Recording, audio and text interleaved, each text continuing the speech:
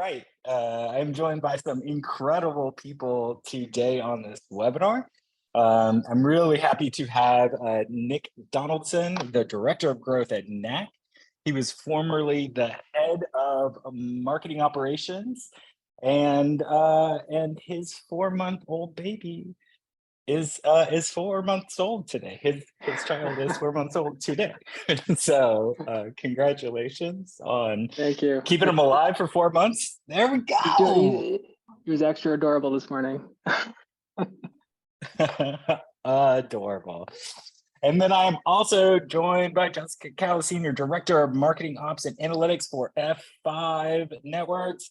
Jess, you took over the Silicon Valley Marketo user group from Jason and I held your baby, who's now like 7.5 years old. Can we get your baby on screen too? Oh, so this is my second baby. This one's my second baby. What's he wearing? Do you see it? What's he wearing? It's the Marketo marketing training. Yes. I love it.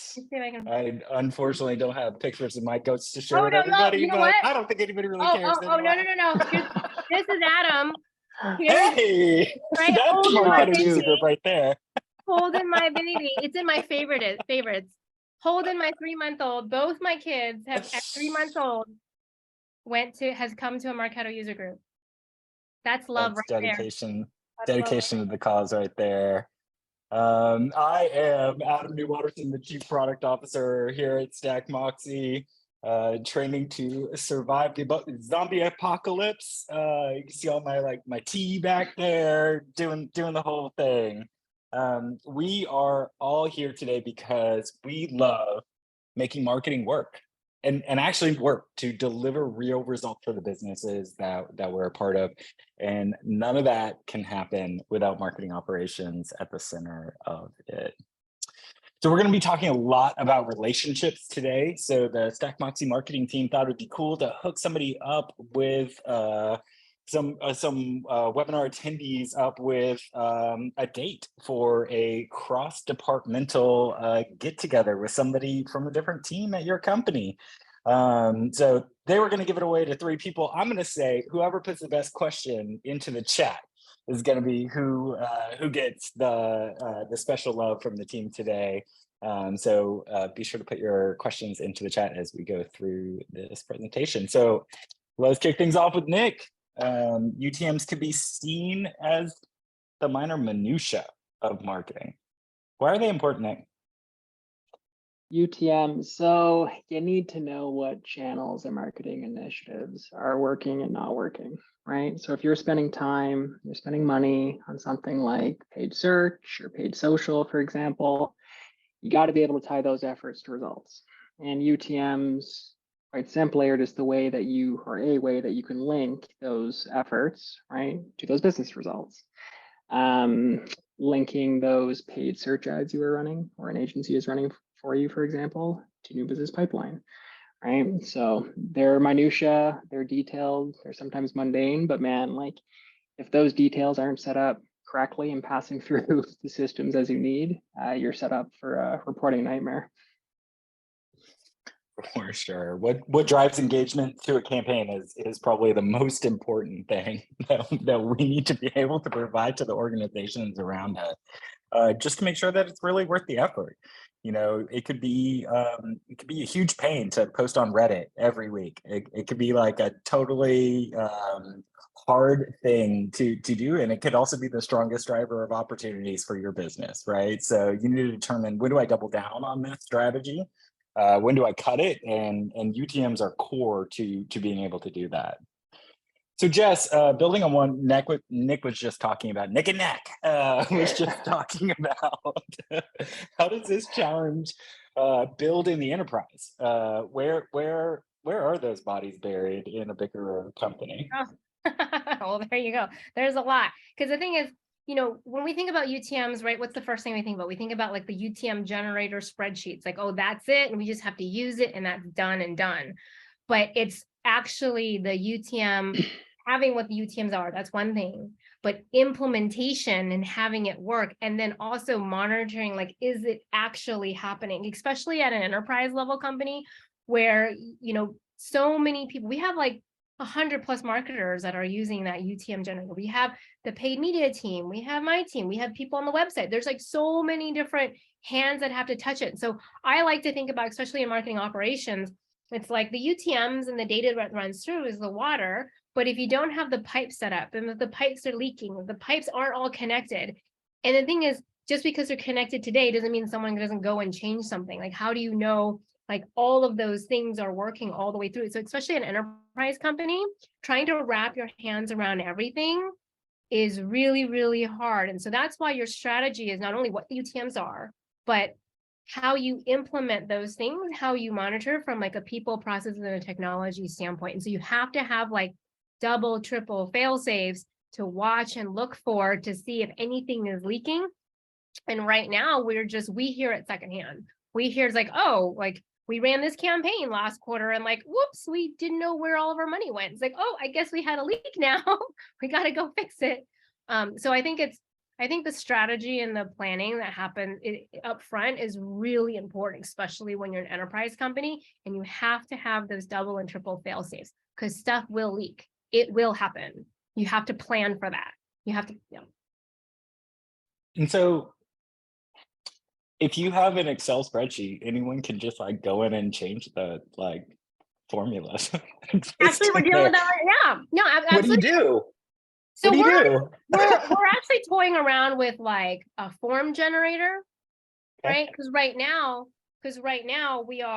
it's like we're crossing our fingers, and right now what we found out was like, oh, there's a formula change. Like, did somebody do that? Like, who did that? Right? So we're exploring ideas with like a smart form or a smart sheet or some kind of form where it'll spit things out. We also run into issues where so now we're just live problem solving for Jess. I love it. I'm sure everybody Right? will be jumping in and asking a bunch of questions on the chat about this. Which is, because when we work with agencies, we had last year we had someone like we literally paid, some to like go generate UTMs, right, for the agency, right? What do we do? Like, how do we solve for that at scale, right? So for sure. No, but these are the challenges, especially at an enterprise level too. Or, I mean, it's just similar but different challenges at a startup, right? Because you just don't have the people, you still have a disproportionate amount of work. So how do you scale? How do you scale the UTM and the strategy process? Because we're at every stage, whether you're a startup or an enterprise, you always have more work than you have bodies. That's just true. So the name of the game in MOPS is how do you scale? How do you build your virtual army? For sure. Scale is so critical. So Nick, when we think about leaner teams, how do you do more with less and still kind of maintain that same level of quality and precision? Like just doing all the things can be super mind-boggling. So along with that, like virtual army idea that just said, like talk us through walking smarter, not harder. So yeah, I've found myself in this situation a few times over the years. And like, if you're on a smaller team or a bigger team, kind of like to what Jess alluded to, that has big expectations, right? Whether that's growth targets or just like the sheer number of tools that you're managing or the reporting standards or all the above, right? I don't know. I found that I quickly realized that I need to spend my time, I guess, working on things that push the business forward, right? Not necessarily on the processes that exist today or the systems that I put in place yesterday, right? Like I can't spend all my time making UTMs or fixing them. It just can't be, right? I got to focus on other things. And then in my experience, right, like it's that kind of mindset that really kind of forced me or others, right, to look for efficiencies in the way that you work or efficiencies in the way the wider marketing team works or departments kind of work. So for example, right, like the way that you create a campaign or the way you report to stakeholders or things that you're troubleshooting time and time again, right? So I guess in my experience, working smarter often means enabling others to do their jobs the most efficiently as they can. But, of course, like this more decentralized approach, right, requires the right tools and frameworks and guardrails, et cetera.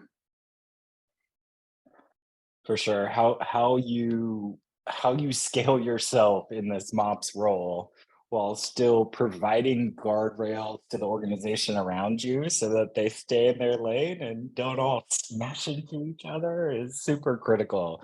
Because ultimately you can't touch everything that is running. There's far too much work that exists in any one of our companies. So how you can do that well enough that you can spend your time focusing on strategy has got to be a major part of up-leveling your career in MOPS, right?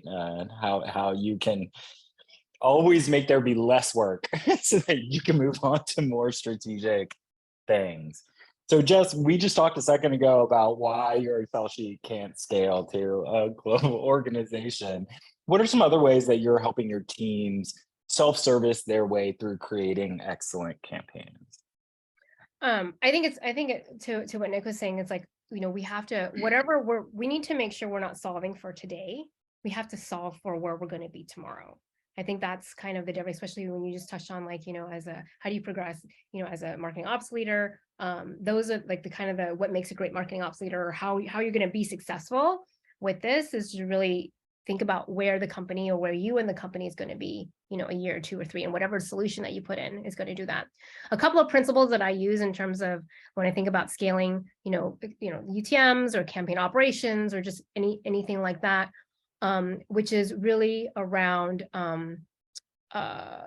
like, I think the more upfront planning, right? Like if you look at the entire process, where the churn happens in like the back and forth when things aren't clear. So in any process that we do, it's really important that the strategy and the planning gets pulled up front, right? And that includes the reporting. And so with anything, when we think about campaigns, when we think about, anything that revolves around, because the question will always happen: how did my campaign perform? I've never met a marketer where didn't actually wonder, how did my campaign perform?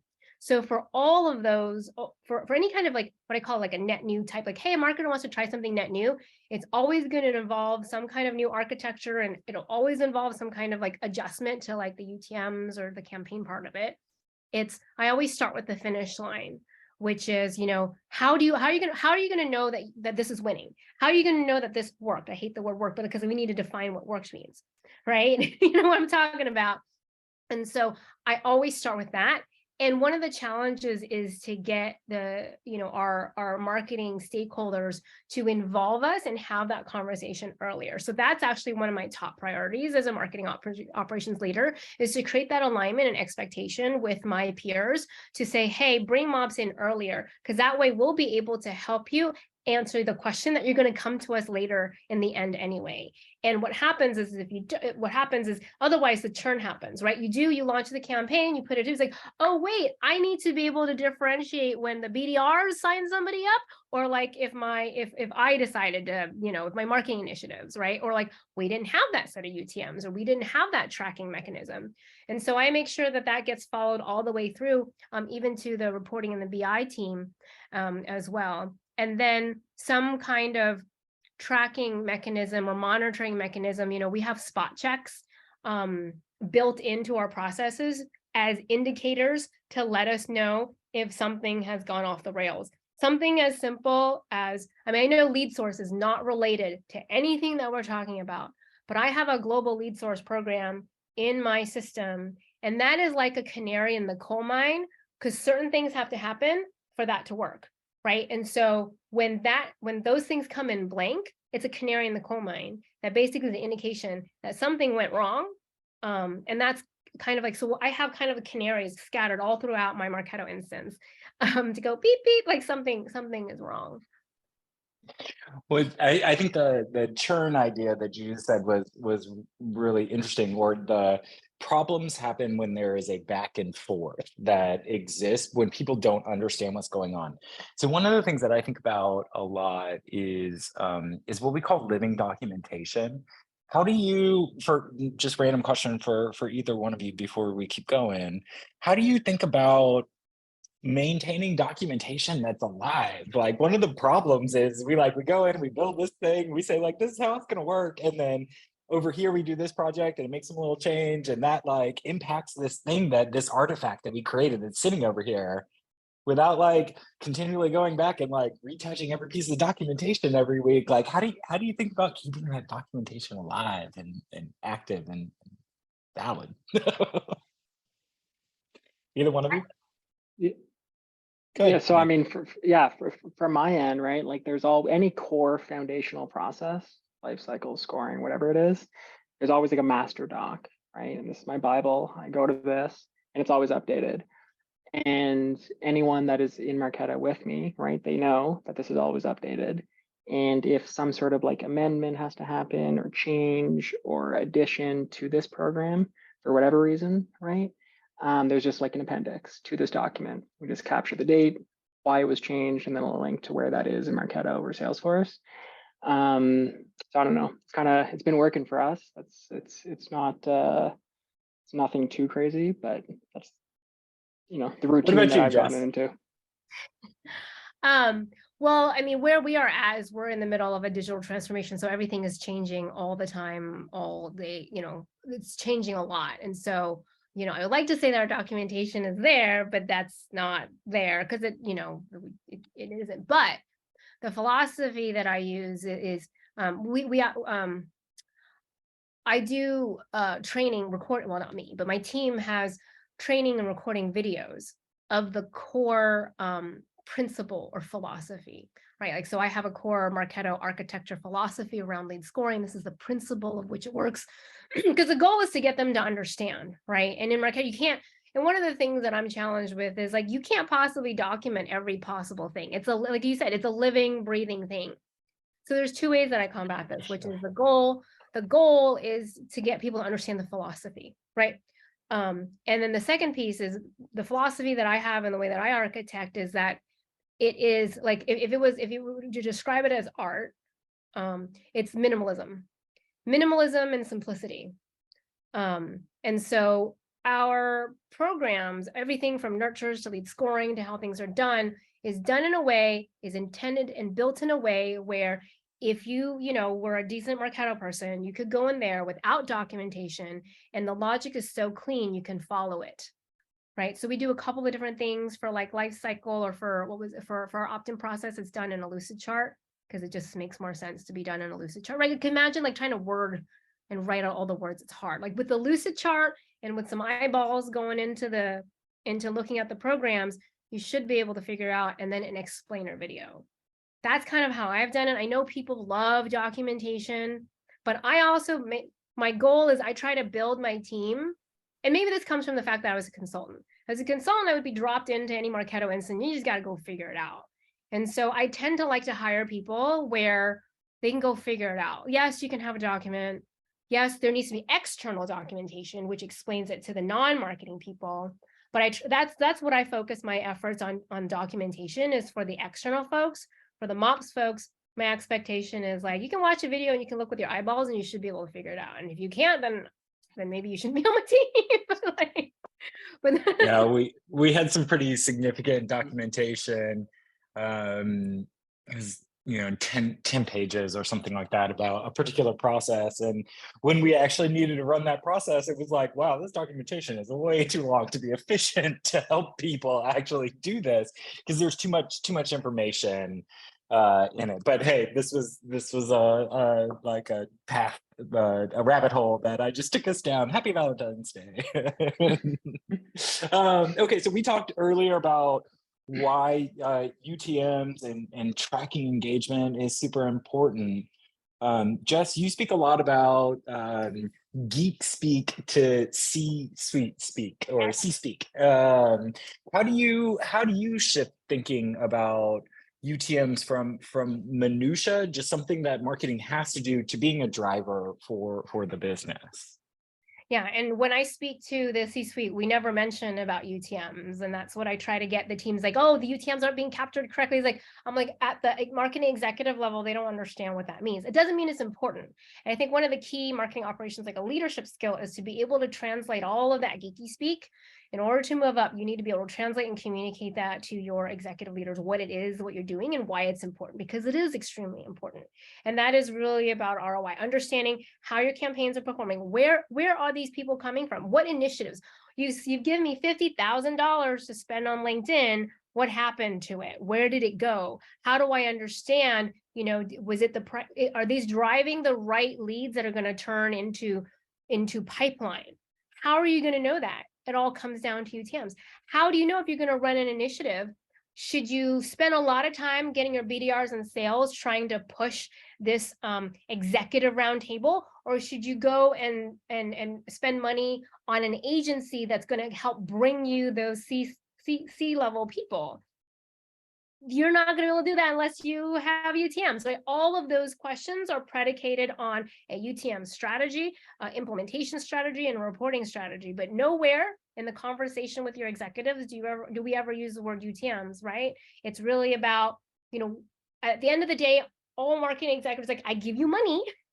What did you produce with it? Like, did you lose it? Did it work? And basically it's like, should I give you more money? Right. So as a marketer, it's really around, okay, you gave me $1. What did it turn into? Did it turn into, $100 in pipeline? Yes or no? That's the fundamental question that all marketers are tasked with. And that's what executives care about, is that one, where the dollars go and you know what to do with those dollars and you can defend it. Right. So everything points back to that. And UTMs are an integral part of that. You just never, that's like the sandwich. Right, that's like the meat of the sandwich. It's in there. It's the important part. But what they really see on the outside, right, is the two pieces of bread. And the two pieces of bread are like, what pipeline did you generate with the dollars that I gave you, and then the other pieces of bread is what are you going to do next? What insights did you gain with the meat? I don't want to hear about the meat. I don't want to hear about the details. What insights did you gain that you're going to do different? That's my KPI sandwich. KPI sandwich is got to be the takeaway of this particular webinar. So being able to forecast the health of business is just like absolutely critical. For my days being CMO, the CFO would come to me and be like, okay, if I had another $1 to spend, like, it's always the, if I had $1, like, don't come to me unless you have $1 million. Like, what are we even talking about here? Like, but if I had $1 to give, should I give it to sales, to SDR, to marketing, to account management? Where should I put the next $1 that I have to invest in the business? And if you don't know, if you don't know how to answer that through some empirical data, then you'll never be able to scale your team and the efforts that you guys are trying to do. So knowing if you had a higher budget or a lower budget, where you put those monies to either allocate additional resources to things that will drive the business forward, or where you got to cut. Those are all things that are just completely woven into why we spend all this time talking about these UTMs in the first place. So Nick, you recently switched jobs. So that's exciting. Congratulations on your new role from Mops to growth. How has that been? How has onboarding a replacement been? What's that look like for you? It's so far so good. I mean, he's ramping up quickly. It's only been like, what, 3 weeks, maybe a month so far. But to the documentation question you asked earlier, thankfully I've documented quite a bit of stuff over the last year, right? So I think that's been important. He's kind of had this at his fingertips, so I think it's kind of helped him ramp up a bit quicker, which is nice. And then also, I personally have had to spend much less time in the weeds in that way. So he has a good lay of the land and kind of like how things are working and should be working. So I'm noticing that we're already talking about like how to make these improvements and kind of like what's next. So I don't know, it's been good, and excited to just kind of take on more of the growth role and mindset. Although I'll never leave ops. Yeah. I mean, because how can you grow if you don't know whether or not the growth that you are working on has been successful, right? The MOPS is a foundation of how you can do any of the scaling that we are expected to do as MOPS leader. Yeah. So Nick, why don't you talk us through a little bit about how UTMs work for you today and how those flow into the rest of your stack and into reporting? Like, what does that look like for the team at NAC? So our tech stack as it relates to this, so we got Marketo as the map, Salesforce, And then attached to Salesforce, we have Snowflake, and then Tableau as our kind of BI visualization tool. So all campaigns, all initiatives, right, have UTMs associated to them. And those UTMs get input into Marketo, where we kind of normalize the data and stamp it on the program kind of level, right? And then we have some logic in place that stores that UTM information on the campaign member in Salesforce. So then that kind of gives us a view into this, multi-touch UTM view, which is good. And then I would say the only other tool in addition to those would be Stack Moxie, right? So that's kind of plays like has like a layer over most of that, right? Where the team agencies use it to create UTMs, right? And then we also have some rules set up where, if a UTM came into the system that shouldn't be in the system, I would get notified. So there's that kind of like monitoring element too. Monitoring incorrect UTMs is interesting. That's great. Jess, how does that look like at F5 scale? Tell me, how does all this stuff fit together for you? Well, we're actually in the middle of like trying to onboard Stack Moxie. So because we have all these pain points, because people misspell stuff, and when you misspell stuff, like, when people like it starts at the the P underneath the mattress, right? You know what happens when someone misspells stuff, and you have trigger campaigns off of that, and then those don't work, and then those people don't end up in the right campaigns, and then you end up with like, why did no one enter my campaign? And then it ends up in, because we have Marketo into Salesforce, into five trans to Snowflake, into our data model, and out into Tableau, and so all of our marketers use Tableau for their stuff, right? And so what we find is when the marble ends up in Tableau, it's like, oh, where'd it go? So yeah, in order to scale, and right now what we are is other people know, like we're the last to know because someone has looked at their report and then they tell us, and then we're like, oh, because our eyeballs can't be everywhere. And so that's, monitoring is a good thing. For sure. We also do something fairly similar. Of course, we use our own UTM builder. We track all the links that we're putting out. That flows into Marketo, which of course syncs to the campaign member inside of Salesforce. We use Segment to get all of that data into Snowflake, into our PLG product Inflection, into our in-app personalization product Can Do, so that we're able to see within our actual product, if you came in from this particular source, I can then offer you a particular offer that relates to where you came from and why, etc.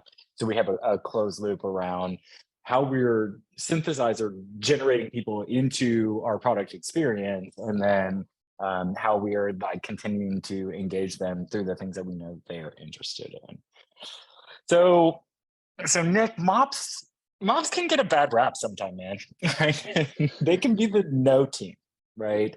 As CMOs, we talk about the CF no, and we talk about the finance person who tells us no all the time. But mops can have the same reputation inside of a marketing team.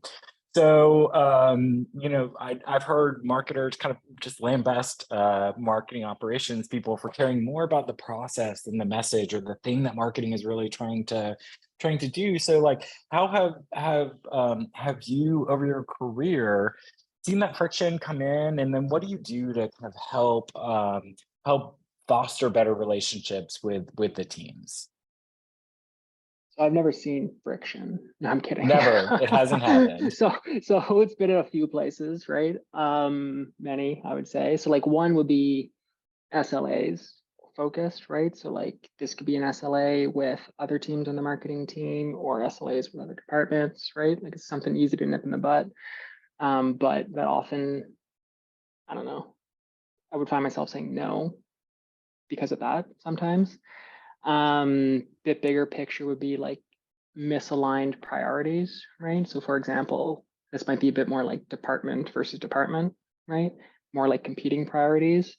Let's say product team wants to push this thing forward, but then the marketing, it's not on the marketing team's roadmap, right? Something like this. Again, very quick to say no for something like that. And then Jess was alluding to this earlier, but like not looping in MOPS at the very beginning, right? That's just like huge headaches based off of that. So whether that's campaign planning, a big tool, a small tool, right? That somebody is wanting to kind of look into,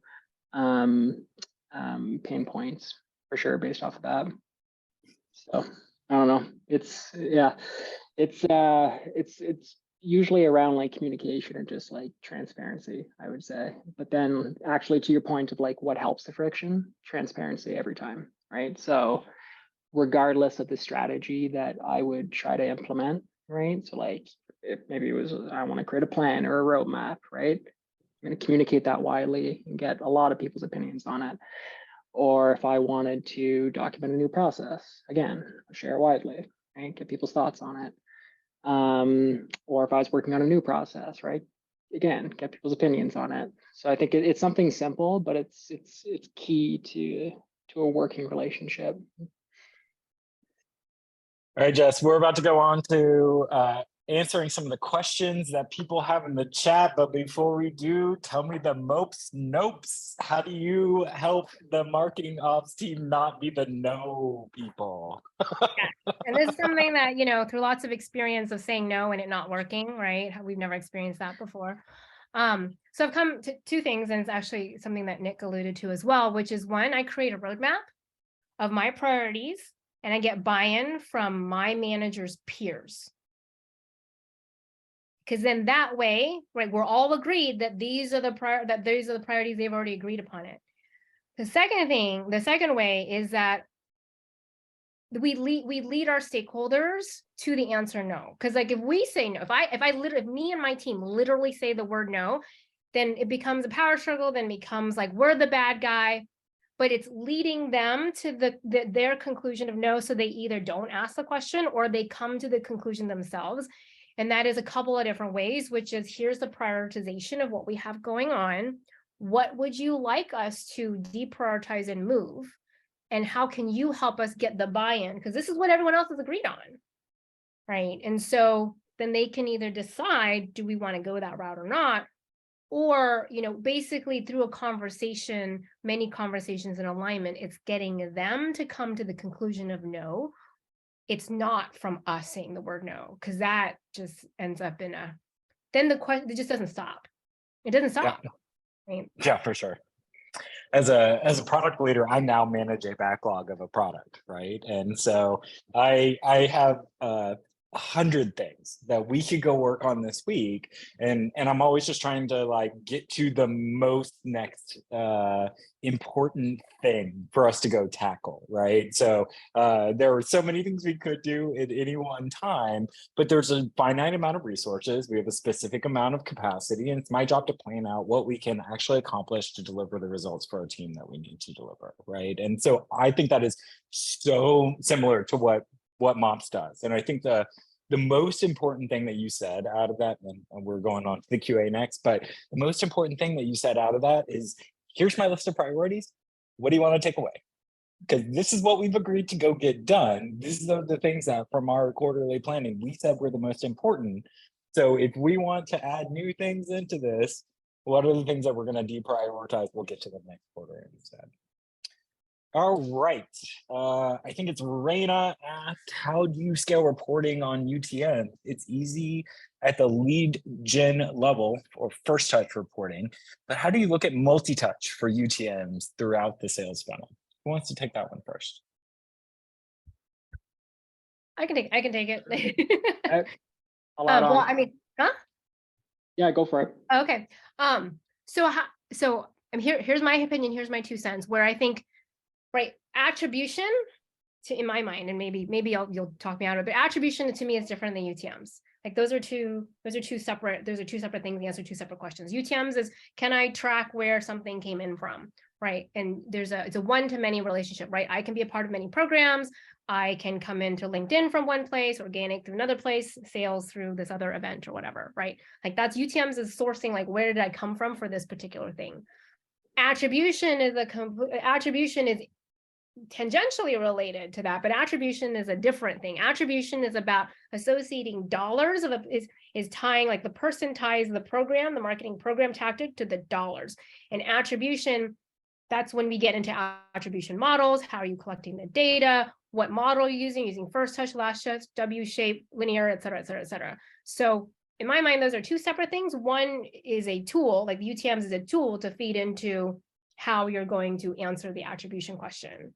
And remember, attribution is not necessarily about answering what are you going to do next. And I think that's where people get confused, right? UTMs help you understand like how this initial tactic, right? This thing, where did the people come from? And then you can cohort and follow those people, right? Did all the people you brought in from LinkedIn actually turn into pipeline or dollars? Yes, no, right? Attribution is like some more of a holistic comparative view. I don't know, that might be a not popular opinion, but that's my opinion. I could talk about attribution all day long. As being the CMO of Lead Data and having built an attribution product, I have lots of opinions. Nick, what's yours? How does this relate to, how do UTMs and attribution work together? Yeah, so I think Jess's like distinction's good, and I definitely agree. But like to answer the question, like how did the scaling element to the question, right? Like I really do think, really that's the multi-touch piece, right? So like there needs to be some way to store those UTMs on each campaign, whether that's, you know, Apex or Webhook or whatever magic you kind of whip up. That's kind of one. Yeah, totally. Like that's got to be ironed out to move away from that first touch view to answering questions. Yeah, I would only disagree with you, Jess, in the whether or not it helps you plan for the future. Like the point of attribution for me has got to be about helping me figure out what to do next. Now I do so by looking at the things that I did in the past, and it is no silver bullet to helping me into the future. But when we think about being data driven, like that has got to be one of the tools that we have in our arsenal to help us make informed decisions. So when that CFO does come to me and say like, hey, we're going to give you another $1 million, where do I go figure out how to apply that? And UTMs, attribution, and our generic reporting that we do has got to be just a part of that strategy. So Aiden asked, is there a consensus on the best way to use UTM data for channel tracking? Is it best to stamp UTM values onto campaign members and have a single campaign at the asset marketing initiative level, or is it better to have parent-child hierarchies and create multiple child campaigns, one per channel? And then Aiden, thank you so much for asking this, because this is something that I was gonna like sneak in here to ask you also. So Jess, I think you took it first last time. Nick, you got an opinion on this one? Yeah, so I mean, I don't know if there is a best way necessarily, but personally, like I've only ever used the stamping UTMs in the campaign approach, right? I haven't navigated through this like parent-child piece. I'm sure there's ways to get it, you know, it done that way. But to be honest, like I haven't run into any roadblocks with storing UTMs on the campaign member, and just kind of reporting as much detail or as big picture as you want that way. Jess, thoughts? Yeah. Same. So like one campaign for the asset, capturing campaign member object with the UTM stamped in there. That way it gives you the most flexibility to pivot table. And so you can slice and dice it each and every way. When I was a consultant, I've worked with clients where we've tried both. I have tended to run into issues with the whole parent-child reporting and Salesforce hierarchy. It gets really gets complicated. You have to be really careful not to double count things. It gets super messy and it's really not scalable, because then you're doing a campaign for every tactic. And what happens when your taxonomy changes, or what happens when you decide to change channels, right? Then you're like locked in. versus the one asset with all of the UTMs, and then you can slice and dice, and if things change, it's okay because you're just pivoting on it.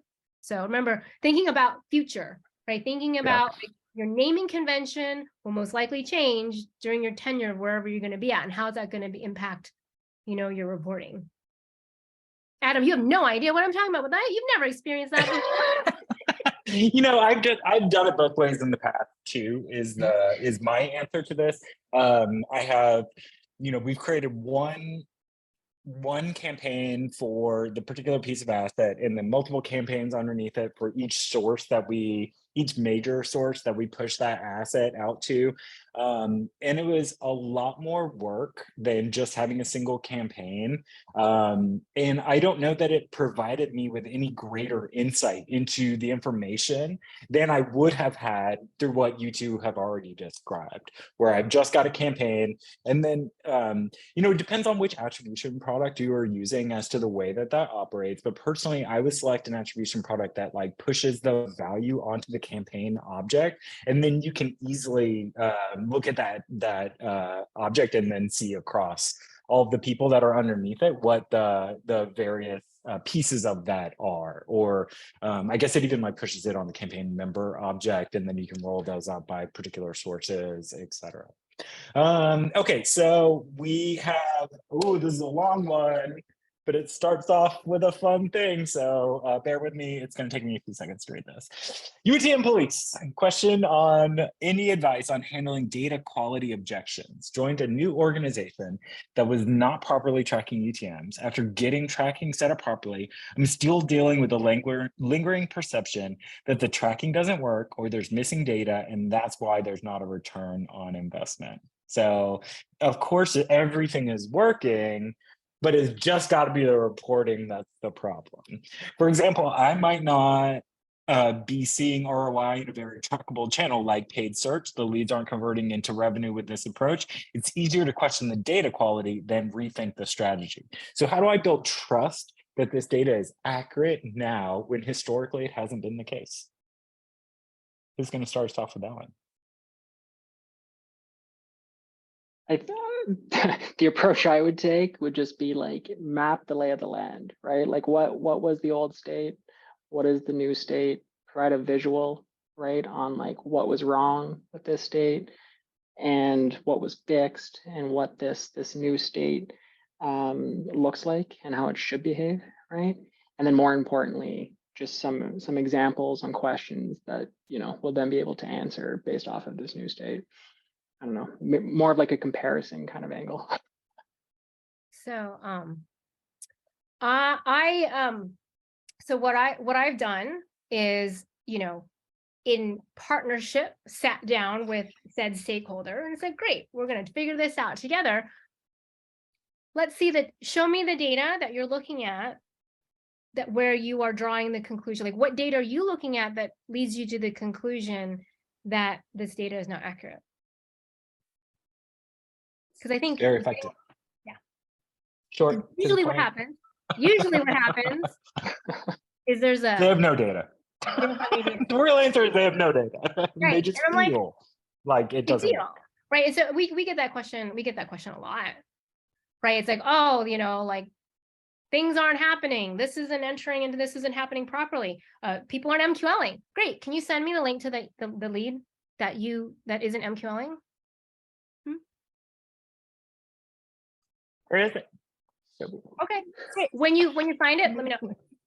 Yeah, I mean, that is an effective strategy for like, show me a specific instance where this has happened. Like certainly within the product realm, I ask that all the time. Oh, we have a bug. Show it to me.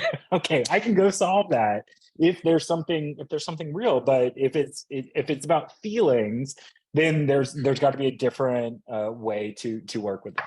So, okay, we have another question. We're at time, but I think people are interested. So let's keep going for a few more minutes. When you primarily use UTMs to segment within a parent campaign, how do you enable your field or sales team to understand what their prospects have actually interacted with? So you know, let's not like get into the nuance of parent-child that we just talked about a second ago, but the core underlying thing is, how are you enabling your sales or your field team to understand what their prospects are doing within the marketing initiatives, et cetera? So how do you guys help them to understand what's going on? We at NAC are using Marketo Sales Insight for that, right? So they just have like a little widget in Salesforce that they reference that kind of sees, you know, the activity from a Marketo point of view, like the page is viewed, the email's open, right on their contact record within Salesforce. Same. Jess? Yeah. All right. The same, like transparent. It's like it's another version of transparency, right? Yeah. Giving them access, right, to the data itself. It has a follow-up question. How do you reconcile UTMs getting stripped out based off of the user's behavior or how just the internet goes? So I think this question comes in, you send somebody to a landing page, they don't interact with that form. So the form is not capturing the UTMs out of the URL bar. And then they go on to somewhere else and they do something else and they fill out this form over here and suddenly they are marked as organic search because they did not have their UTMs properly stamped. What do you guys do about that?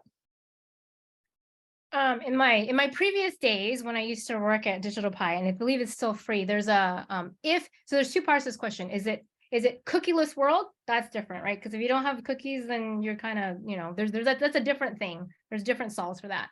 But if this isn't about rejecting cookies, then it's more about like, hey, I came in, I didn't fill out the form, I went back. There's a JavaScript that I used to use. It's free. You can search for it. If you go to Digital Pie's page, it's totally free. It helps you reconfigure the JavaScript. But basically, it solves exactly that, which it will cookie the first UTMs that you came on to the page. So when you go away and you come back and you do end up submitting the form, it'll capture the first one. There's a philosophy out there. Does it make more sense to capture the first one or the most recent one? I think that's up for debate. I think I've done both at many different companies and many different clients. But it's a very simple JavaScript that you can put on your page to capture, and you can go either way, however you want to do it.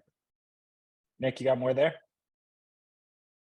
Same approach, different code, right? So this one just like takes ours I think it does take the original and the most recent UTM, stores them in a persistent cookie, and then like upon form fill, those both get kind of pushed through. And I think we store the cookies for like 30 days, something like that. So, you know, like to the question, like if they leave and come back, right, those are going to be stored. So just rounding out that answer, it is a piece of JavaScript that does not get controlled by any one of your vendors. So this is not we're just going to make the Marketo Munchkin tracking script do this for us.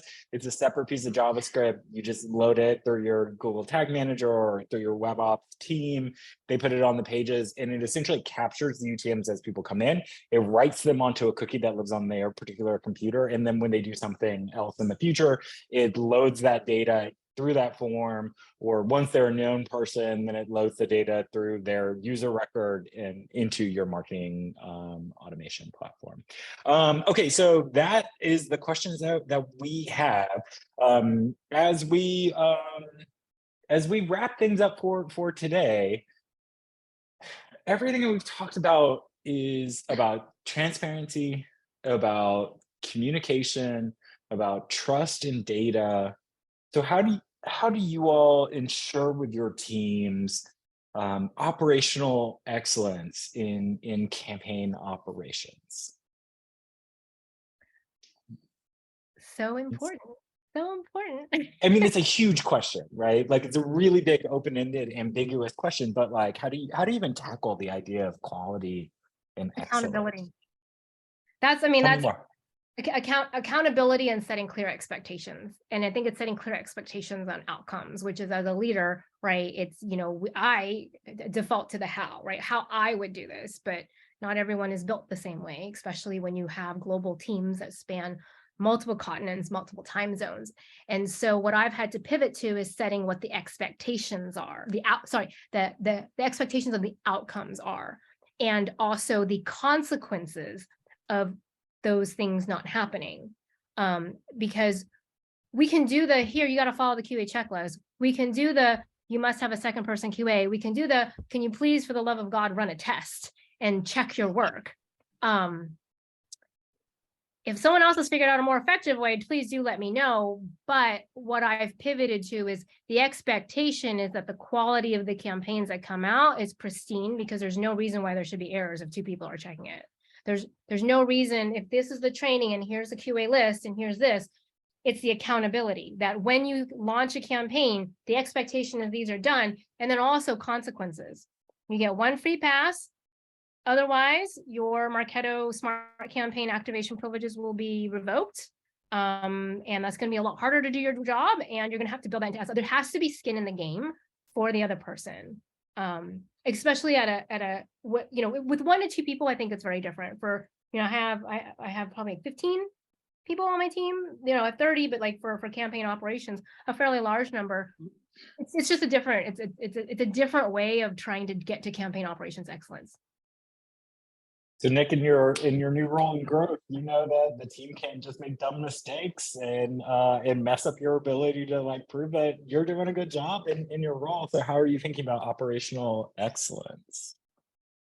So a few things. First would be what Jess was mentioning, right? Like paint a very clear picture of how something should perform, right? So have this documented, ideally in something nice, pretty visual, right? Just so that they have an understanding of what it should look like, right? Like this is how a webinar should look like, or this is how a nurture program should behave, right?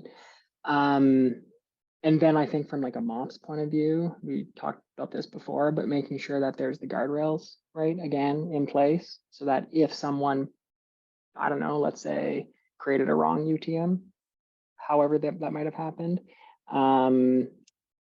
they would be kind of like forced with an error, let's say, right? Or if then there's the third layer to that would be like the alerting side of things, right? Which has been important for me as well, especially with like the team growing, which is if something happens that shouldn't happen, that I just kind of get notified of that, and then I could kind of start digging into it. So there's a few layers to it. Awesome. Well, Jess, Nick and Knack, thank you both so much for your time today. For anybody who has been joining us on this call, Stack Moxie's UTM Builder is free for all of our B2B clients. Check it out. You can go to stackmoxie.com, create a free account, and go ahead and start playing around with the way that the UTM Builder works. And then my CS team would be happy to take that Excel sheet that you have internally and help turn that into something that's scalable, robust, and won't break as you do new things in the future. Thank you all so much for joining me today. Happy Valentine's Day. I felt the love. I don't know if everybody else did, but I sure did. Thank you so much, and have a wonderful rest of your day. Bye, everybody.